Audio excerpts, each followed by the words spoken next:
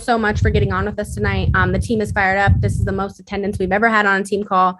And I just cannot thank you enough. I know you're super busy flying around the country, helping everybody grow. So again, we are just honored to have you on. And I know you have a message that you kind of know what's up and want to share with us tonight. So I'm just going to let you rip if that's okay.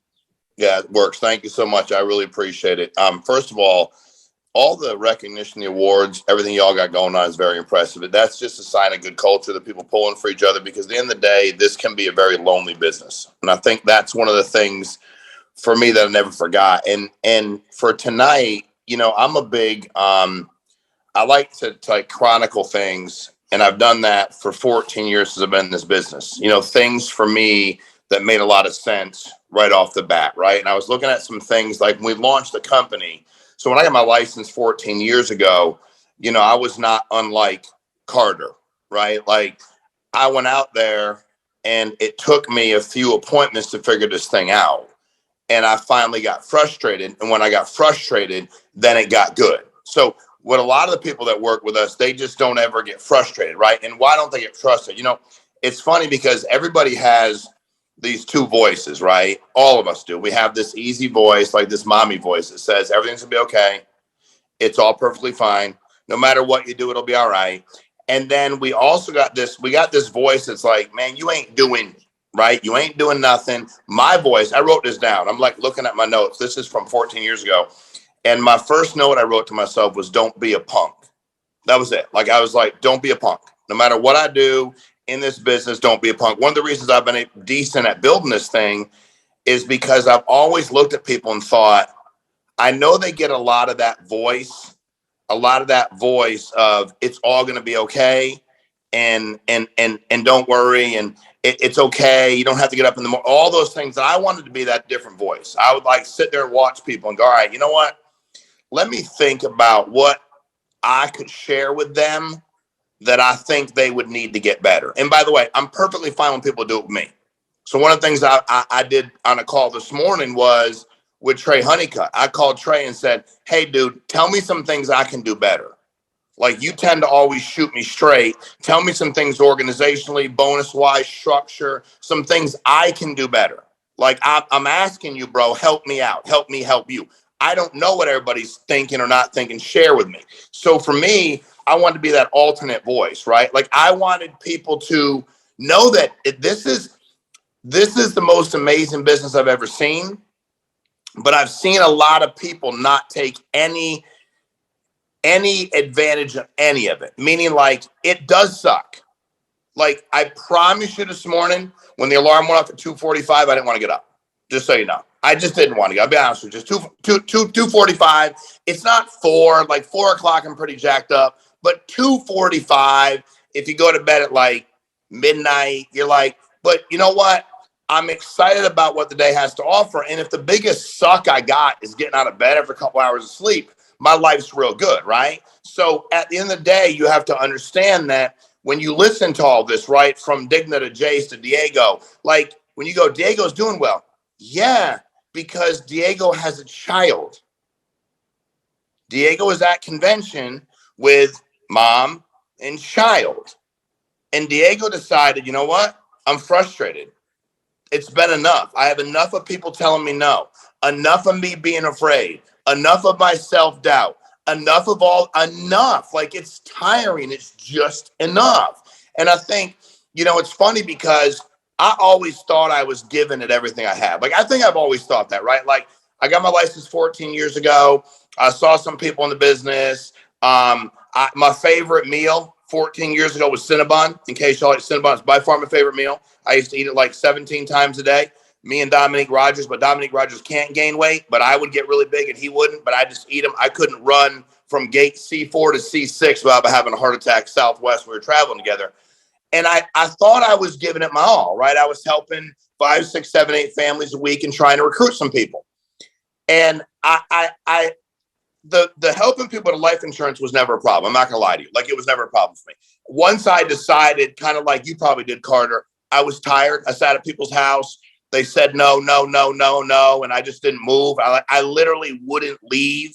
And I was tired. I was like, dude, I don't care. Like, I'm frustrated. Like, something's got to give. that part, once I got that, this part, that helping families, because I actually want to help them, that was easy.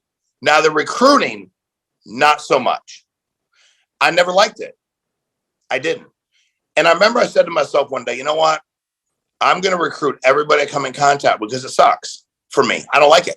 I didn't enjoy it. I was like, in or out? What do you want to do? In or out? And what happened to me was I fell in love with helping people, which made me fall in love with the recruiting process. So like, you look at all these people you are working with, we're all on the same team too, by the way. So thank you for all that. That's the way this whole thing works. We're all on one big team. I love when people are like, hey, I have a question for you. I'm like, is it relevant? Does it affect you? Well, I go, no. Is it relevant? And has it got anything to do with you? Not really. Then keep your mouth shut. I tend to not do that. I don't give a damn. Don't care. Not interested. If you can't control it, it's not about you. Shut your mouth and keep moving, right? That was always my thing. So my thing was I wanted to have a visualization of what it looked like. So I visualized how could I help 100 people pay their bills? Not how can I build this massive team? Not can I do X amount of volume? How can I help 100 people not make a sale, pay their bills? And I visualized it. So these notes I'm looking at said, we'll do $1 billion the company within 10 years. We hadn't written a policy yet, not one. And I said, we'll do $1 billion within 10 years. And we'll do it within 9. So I apologize because we have such an amazing sales force and amazing managers. But I could see that. Like the biggest battle we got is here. And I know that, by the way, a third of you just shut me down because this is about you. So a third of you want me to get, well, if he gives me phone script, both, it ain't the phone script. It's here. Unfortunately or fortunately, everything in this business we control. That's all this is. But we so badly want it to be something else. We want the easy voice. We want somebody to tell us that it's all going to be okay. We want our friends to go, dude, don't get up in the morning. Like, come have breakfast with us and hang out. Let's watch the game tonight. That's what we want because that's what we're used to. Like Hall of Fame. If you visualize Hall of Fame, eat, breathe, sleep it. If I said, Diego, if you could visualize it and you believe it. Now, the first thing that would come to Diego's mind is, and by the way, most everybody, is why I can't. So when I got sat down with America, I said, we'll do $1 billion in production within 10 years. They said, nobody's ever done over 100 million. Why are you so sure you're going to do it? I said, why not? If I may not have an answer, why not? Why can't we? Why can we not do it? Hundreds of millions in America, hundreds of millions of people in America, 2.4 million have a license. We got a massive 5,000 a week that are helping people. Why not? So did it suck? Yes. What'd I do? I didn't quit. Was I afraid? Yeah, I'm a human being, dude. Did I tell anybody I was afraid? No, that wouldn't have been very motivating. So you're working hard and you have these people that are relying on you. Can you imagine being a parent and going, dude, I'm terrified. You go, that's good parenting. No, that's weakness of character. When they get older, then you have adult conversation with them. But when they're 6 and 4, you go, I ain't afraid. What do I care? Hey, Dad, that guy seems scary. Well, he comes over here to me. He's going to be scared to death. Be the last thing that fool ever does in his life. He better go outside and practice falling down because I'm going to meet him outside. That's what I said to him because I needed them to understand that, right? So here's stuff I was writing down. Every day I want to put yourself in a very uncomfortable place every single day. Every day. That was my deal. So what can I do to be better every day? So in this business, it might be, I need to call these people. It's uncomfortable for me and I don't want to for whatever reason. I need to call this insurance carrier. Today it was, I had to call this insurance carrier and I really don't like the people. Sorry, I just don't. I don't enjoy talking to them. I don't know that they care, but I had to, I was like, I got to call them up. I got to do this. I don't want to do 19 meetings in a week. I really don't. I don't go, I can't wait to do 19 meetings in a week. The day we're doing one with Christian, doing 3 in the same state, 4 the day before. Like, it's the way that this thing works. But I also had a mentor of mine who said, not being civilized, I wrote this down, not being civilized, being afraid. Most people are afraid to make enemies. They're afraid of what's going to happen day to day. They can't shut the noise out.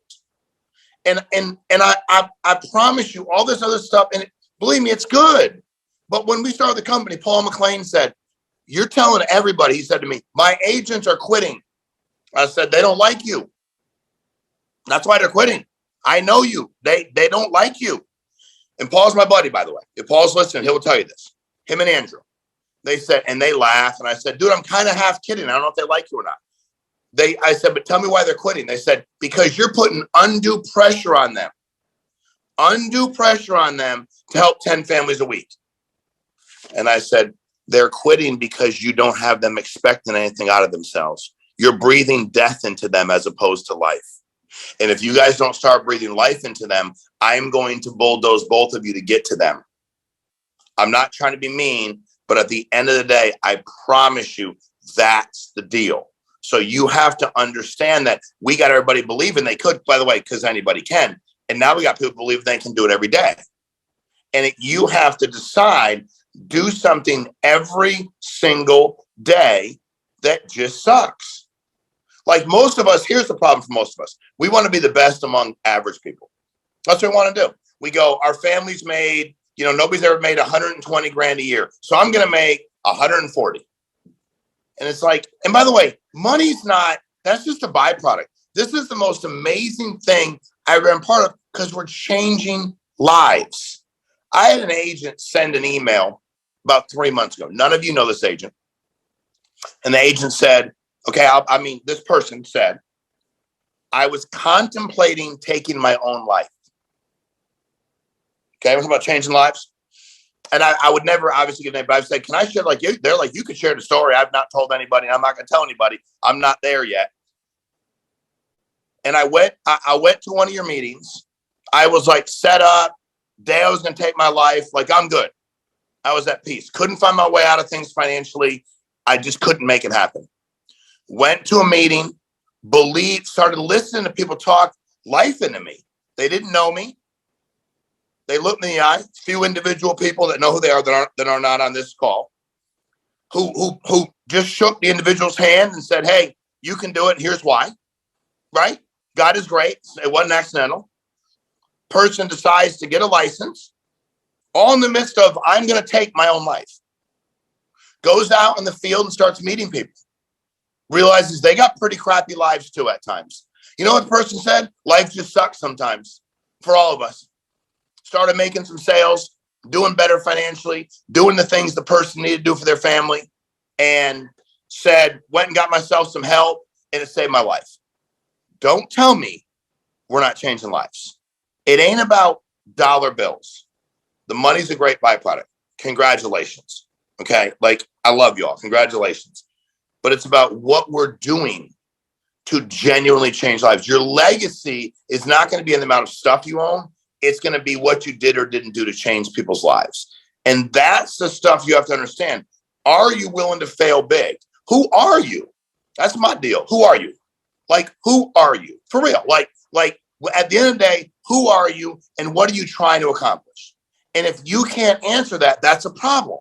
Now you go, you don't have to have all the answers, but this is our job. People go, I really appreciate you helping out. I'm like, I do work here.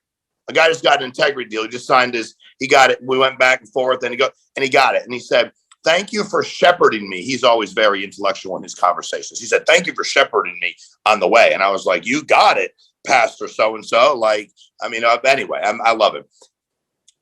But I said, dude, that's my job. Like, I work here. Like, we can come up with any reason not to do something. But what we do is we minimize and we lack the ability to get in here. We don't push ourselves. So most of people, I bet, watch. And by the way, I got to get better. Most of us are probably operating at 20, 30%. How many people watching today can help 10 families a week? Everybody. Because it requires no talent. Every single person could do that. How many people could recruit 20, 30 people a week? Everybody. I recruit them everywhere I go. I recruited 3 at the Valley the other day. Gave Clay, he'll get them going. And I was like, how much they tip you here? Dude's like, what do you mean? I go, you heard me. How much do they tip you? This is my recruiting. How much do they tip you? Said, I don't know. I said, dude, how much do they tip you? Guy says, they used to tip us because it was free, and now they charge and they say we can't tip you. I said, you're telling me adults go over to you, take the keys back, don't tip you, and then they blame them because they charge. They said, yeah. I said, man, that's crazy. He goes, yeah, right. I said, no, you don't hit them, like you don't strike them. Like the mail comes over to you, takes the keys. I'd be like, that's why I don't work here, because you did a job. You need to get paid. Why are they not paying you? Why are you less than? Fool, you want your keys? Give me some money, or you ain't getting your keys back. You're gonna call the police. Yeah, because you're stealing from me. You should call the cops. You stole my money. Where's my tip? But that's how you need to think. You're out there providing a service for people. You're out there. We're all looking for that toughness. We find that in these uncomfortable situations. But at the end of the day, and there's a lot of cute sayings and all of that. And that's great. I read them all too, and it's great. People ask me every day, what do you read? The only book I read every day is the Bible. It confuses me. I reread it. I understand a little bit more. Scares the living hell out of me, which I like. Makes me uncomfortable. I got to get better. And also makes me realize that none of y'all can judge me. I can't judge anybody. Gives me a lot of perspective. But at the end of the day, as we start thinking about this stuff, we have to think, what are we trying to do here? Why are we doing this? Why are you not? If you don't know the answer to that, do you have anybody around you that cares enough to tell you the truth? See, the weirdest thing for me when we're developing people and we're trying to develop ourselves, right, is the fact that, like, all kidding aside, seriously, what Dominique Rogers should have told me was to put the Cinnabon down. I'm not trying to be funny. Seriously, like, he literally should have been like, dude, you gained 55 pounds since I've known you in 6 months. Like, drop the Cinnabon, bro. But he didn't do that, because most of us, we don't do that. We just don't. I was with the guy the other day. He's like, man, I'm doing good. I was like, you doing better. You ain't doing good yet. You got a long way to go.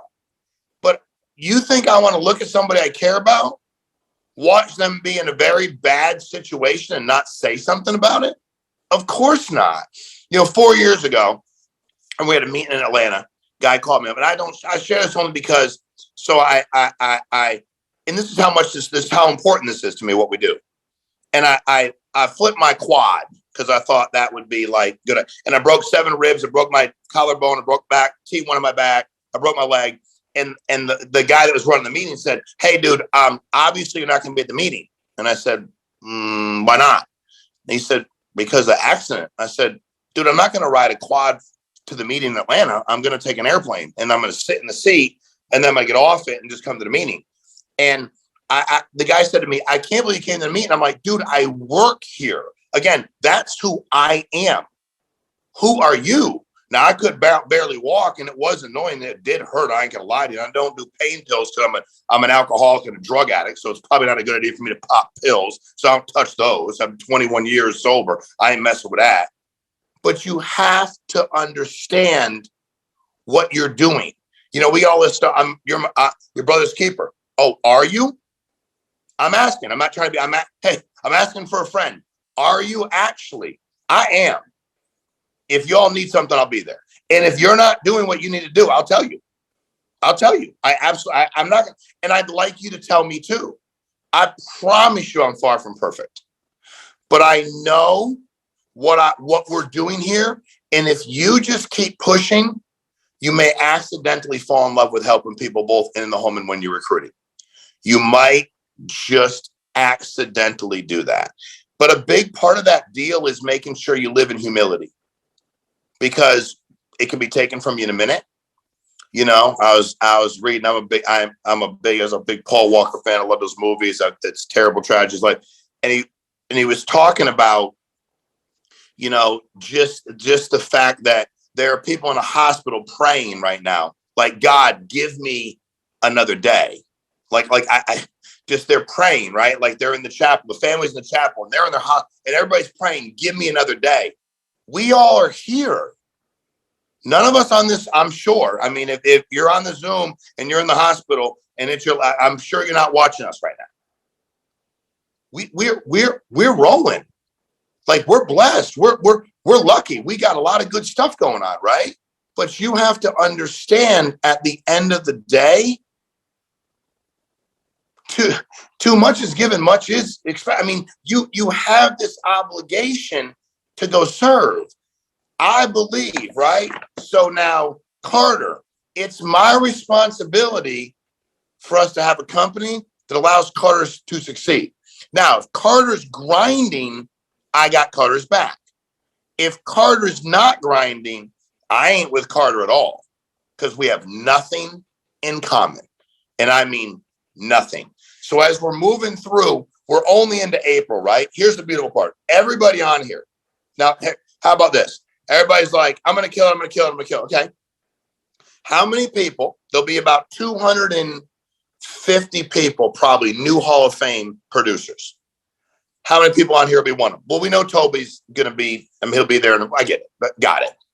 How many people on here will?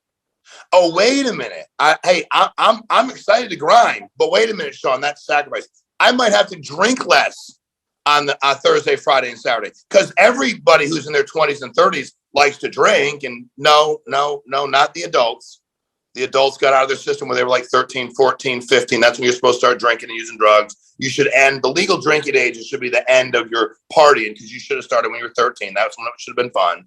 But at the end of the day, how many people on here are going to be Hall of Fame producers? How many people on here will recruit every week?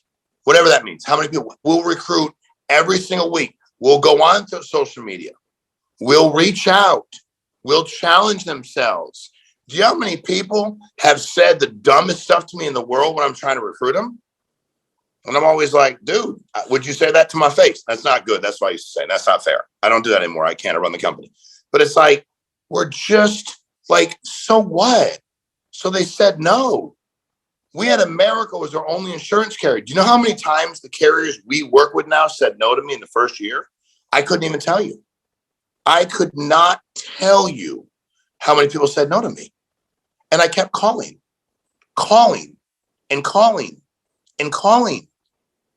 And every once in a while, like finally, boom, one would break through. Another one would break through. But we never let up. But all I kept saying to myself was, don't be a punk. That was to me. If you're scared, good, you're onto something. Be a savage. That doesn't mean being the biggest, baddest person in the room. It means caring so much about other people that they know they want to follow you. You know, I see y'all posting, I'm my brother's keeper.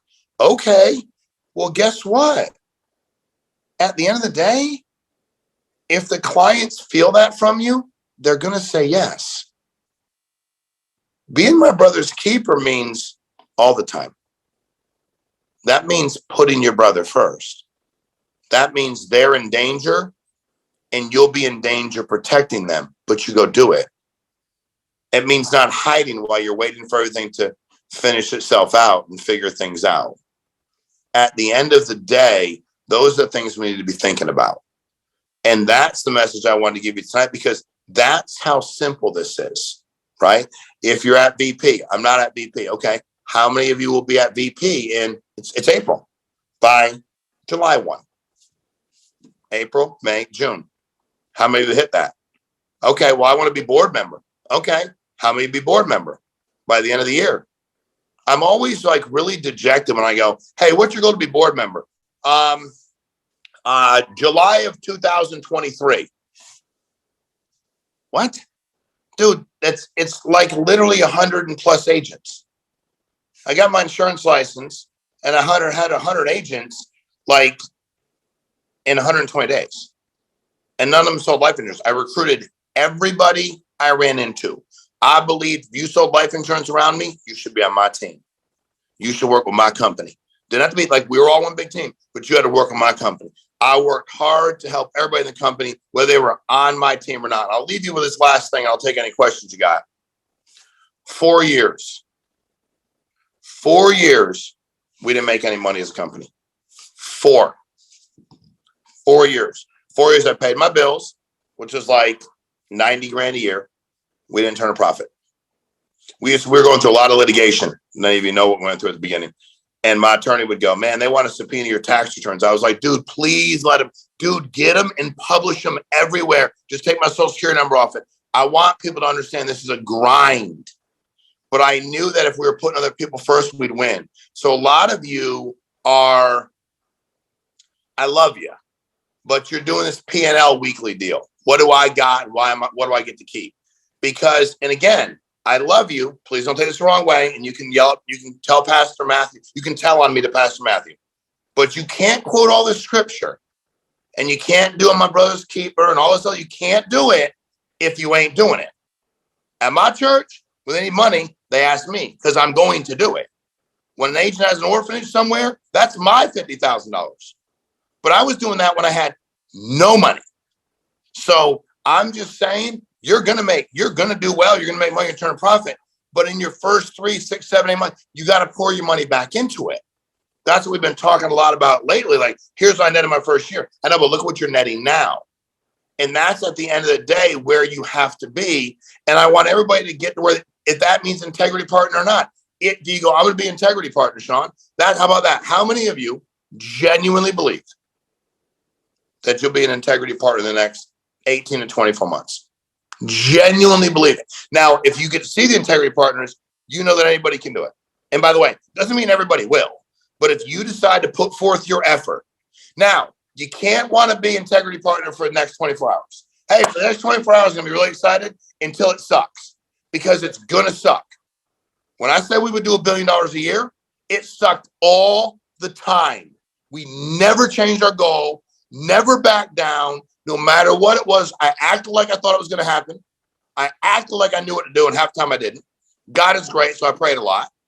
I kept working hard and putting other people first. And you know what? It kept working.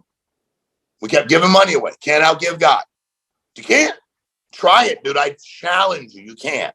But a lot of people are very selfish and greedy. And a lot of us that were raised with no money, we're scared. We can't believe how much money we have in our bank account right now. Dude, my goal was to see how much money I could put in everybody else's bank account. And that's why we won. And that's why we're winning. Now you go, where are we going? Dude, we haven't even started yet. $1 billion? Dude, we'll double that. We're going to do things that people will never do if they do this for the next 500 years. So for us, it's where we are and where we need to be. So I don't know, I got about 6, 7, 8 minutes, but I'll answer. If you have a couple questions on me to answer, I will. Yeah, Shawn. So people are going to drop a couple in the chat, but I actually have one. First of all, thank you so much. That was like beyond insane.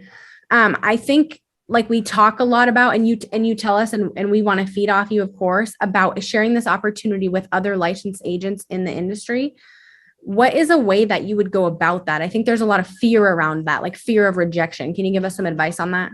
Yeah, first of all, and please take this the right way. I say this to myself all the time, grow up.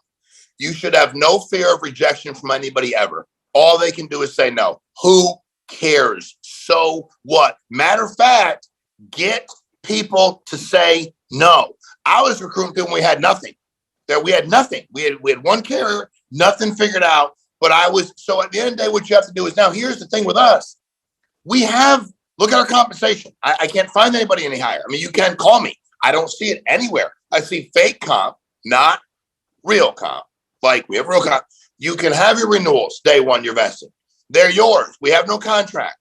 Our bonus, the company pays out $4.5, $5 million a month.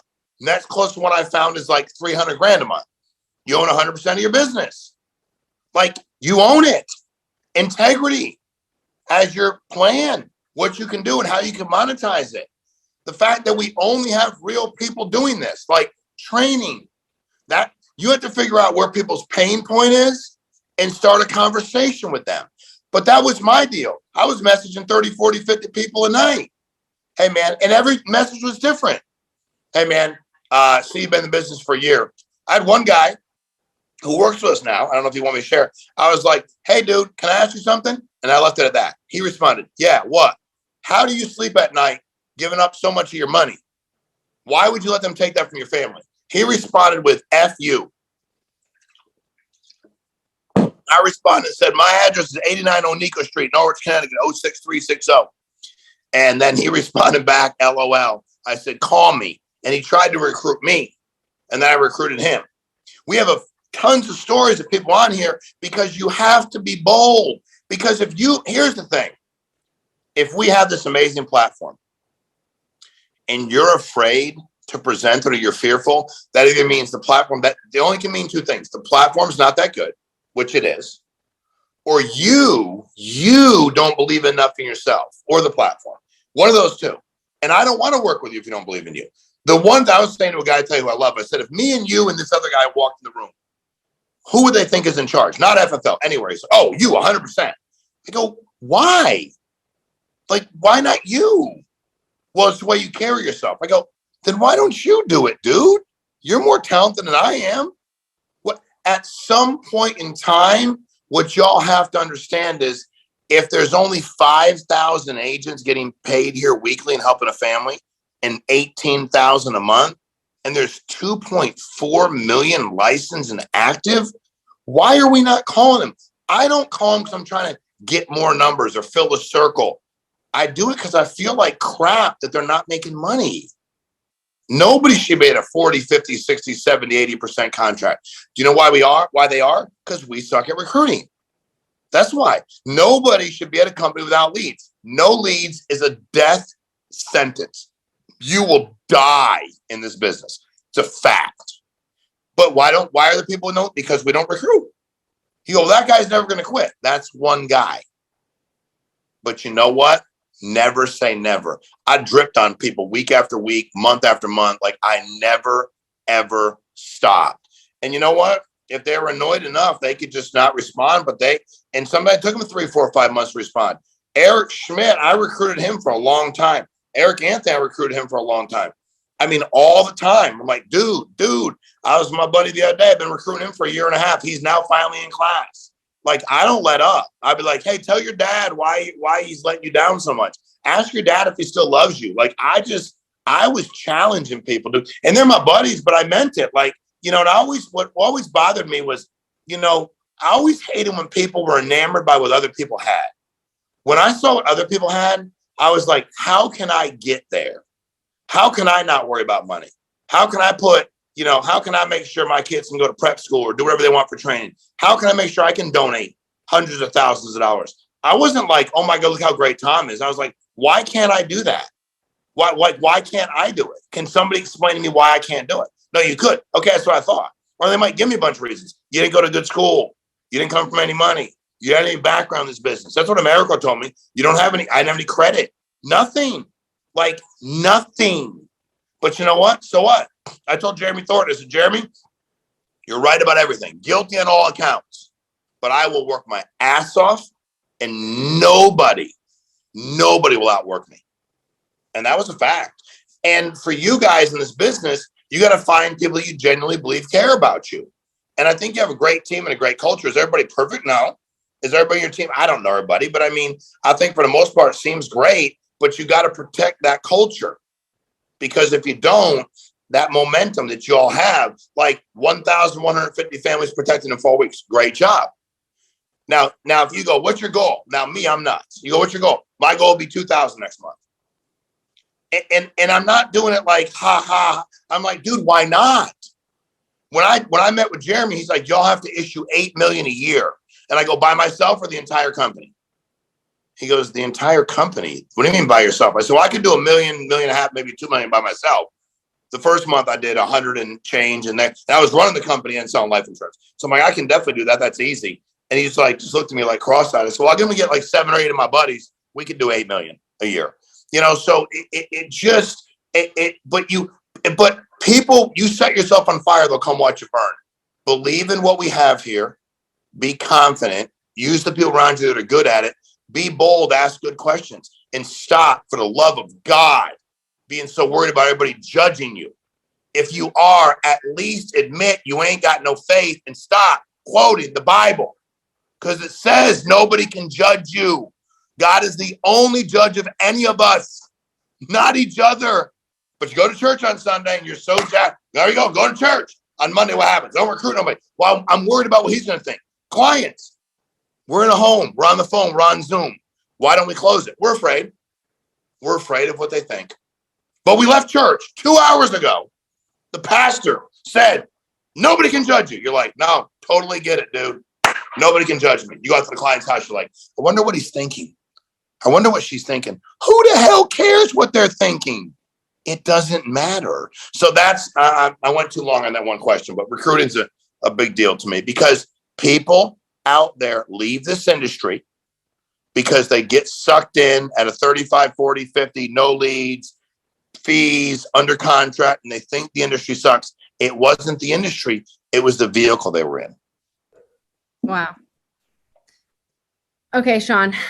One more, because if you don't mind, if you have time, I know your time's super valuable, but I got this question in the chat. I think it's a really good one. It says, I've had a lot of personal setbacks for 2 years. My sales have been up and down. Is it ever too late to start over where integrity is concerned? No, man. A matter of fact, I mean, I'll be honest with you. It's not that I'm not excited when somebody comes in and like trailblazes a thing from day one. That's awesome. I mean, don't get me wrong. But I got to be honest with you. I don't know what he or she will do when it gets bad.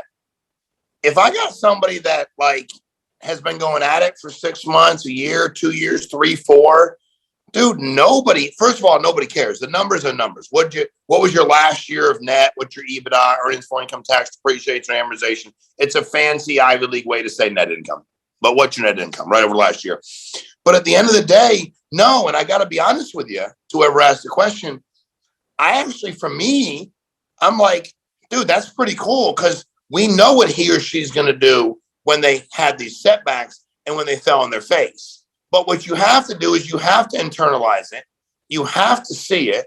You have to speak into existence. And that's, again, I'm sorry, but that's the stuff I did. I posted my stuff everywhere, even in my little old house on Onico Street, like tape on the refrigerator wall. I didn't even know who Paul McLean was, but he was #1 producer of the company I was at. And I'm like, I ain't letting him beat me ever. I'll never forget my son was like, I don't know, 4. And he's like, who is that guy? I said, this guy, Paul. I said, he's from California. He thinks he can beat me. I never even knew him. I was like, I'm not letting this fool beat me ever. And every week he'd sell, he'd help 15. I'd help 17. He'd help 24. I'd help 29. But I was like, I will die before he beat me. And he didn't beat me, by the way. He'll tell you, but he didn't beat me. So, but he was better than me, I'm sure.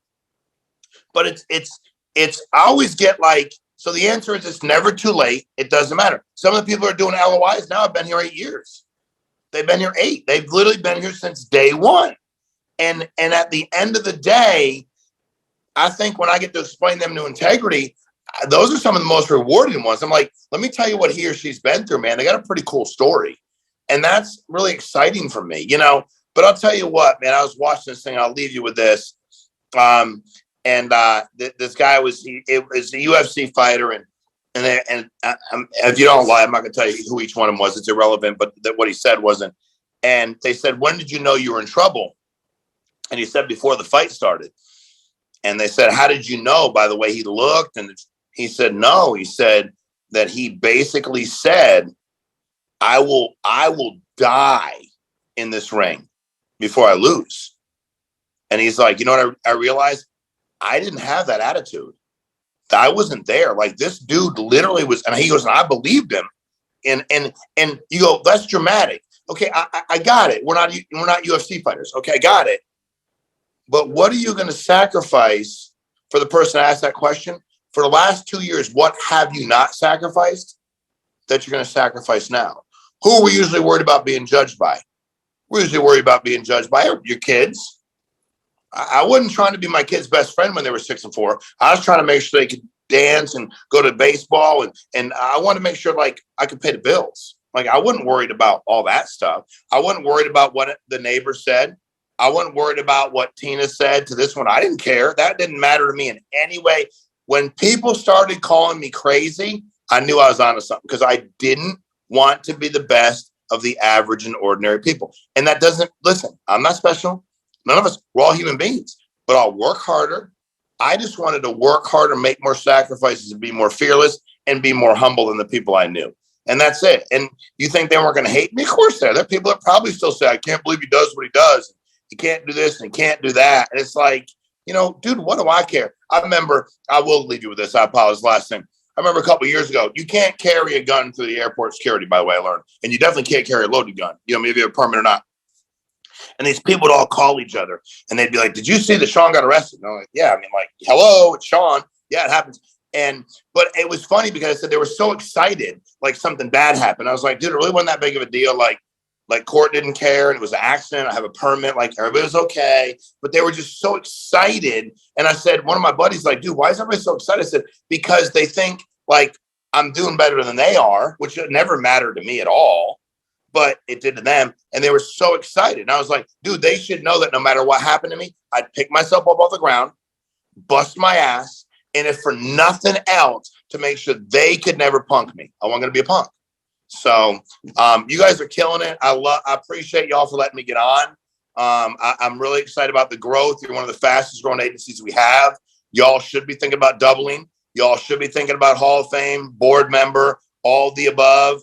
And you should start to, if this business gets inside you and you fall in love with it, nobody can mess with you. Nobody's got a shot. And if you can get there and people feel it, if your clients feel it and the agents you work with feel it, dude, people will kick the doors down to allow you to protect them in the home and be in business with them. Shawn, that was absolutely incredible. I am not going to say anything else because I just want that to soak in. And honestly, I'm speechless. I don't even know what to say. You're the host of the meeting. So if you could end it for us, that would be fantastic. I can handle that. Y'all have a great night. Appreciate you.